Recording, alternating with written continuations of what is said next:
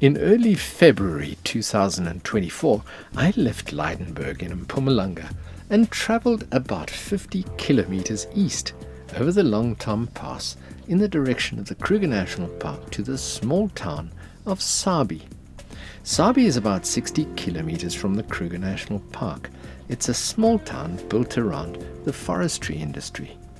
The area is hilly, with most of the hills covered in pine forests to create a beautiful vista and some lovely areas to walk in.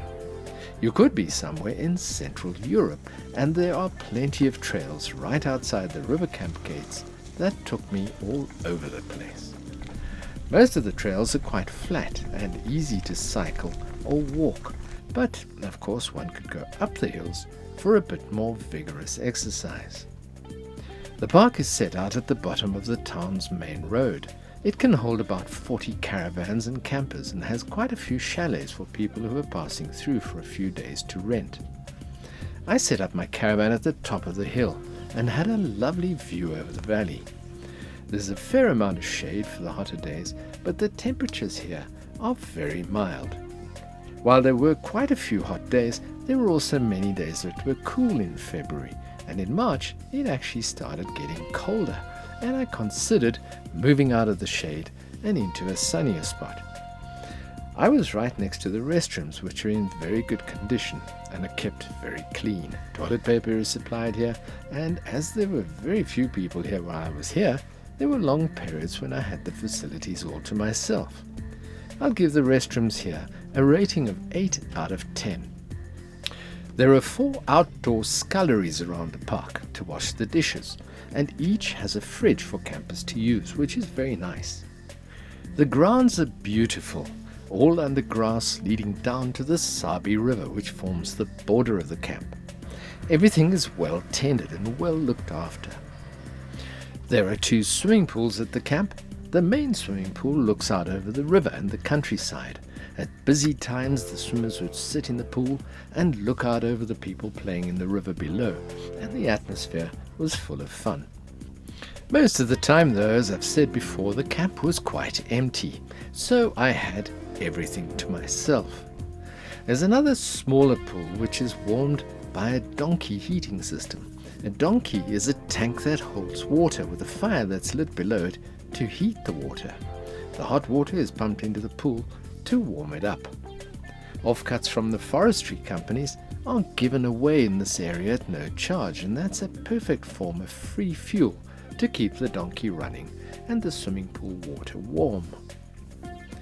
The daily rate for long-stay pensioners is 70 Rand per day, which is about $4 per day and includes water and electricity.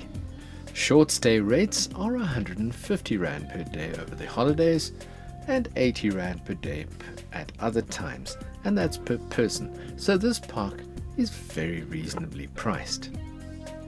The water here is not drinkable. You'll have to buy drinking water in town. I have my own water filter and used to boil and filter my drinking and cooking water before using it. I got visited every day by 3 chickens, 2 roosters and a hen.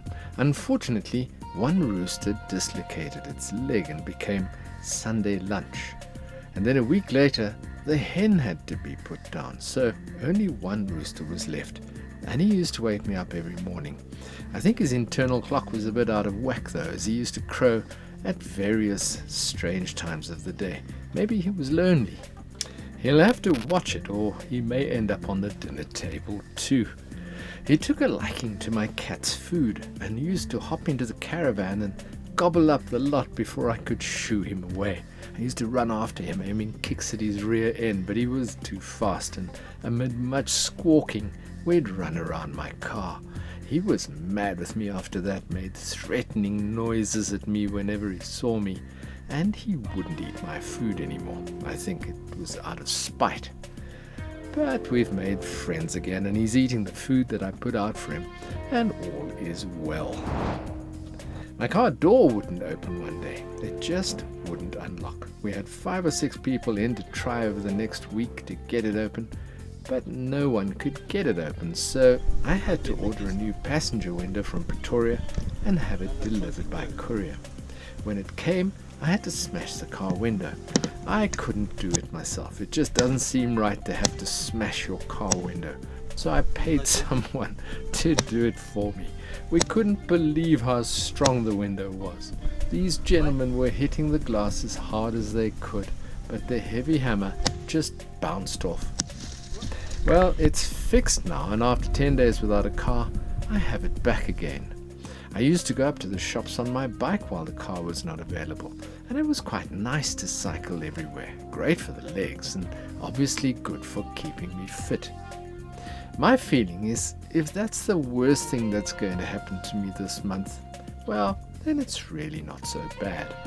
Last month I had to have a molar out at the dentist. I think I'd rather have this month's car trouble than have the mental anguish of going to the dentist, the trauma of the operation, and then still having to pay for it. It seems that every month something goes wrong. Things have to be repaired at some sort of cost. That's just life. Looking at it that way, I think that this month's thing that went wrong was quite acceptable. Bird watching at the park and in the area is fantastic. There's plenty to keep the bird watching folk happy. This is a lovely camp in a beautiful area, close to a small town with all sorts of outdoor activities to enjoy. The atmosphere is quiet and peaceful. Everyone was nice to me, and I enjoyed my stay here very much. As I write this, I've just finished my first month here, and I think I'll stay a bit longer. The internet reception is great here. It's a Sunday, and I look forward to watching the MotoGP race this afternoon from one of the English or American online channels, and good internet is a fantastic gift for me. Cell phone reception is also very good here. Coupled with the lovely camp, the price, that's very, very good at 2,100 Rand per month, including electricity and water. That's about $120 for the month. For the month, that's very cheap. And the close proximity to the town and all the shops. Sabie River Camp was just perfect to stay at.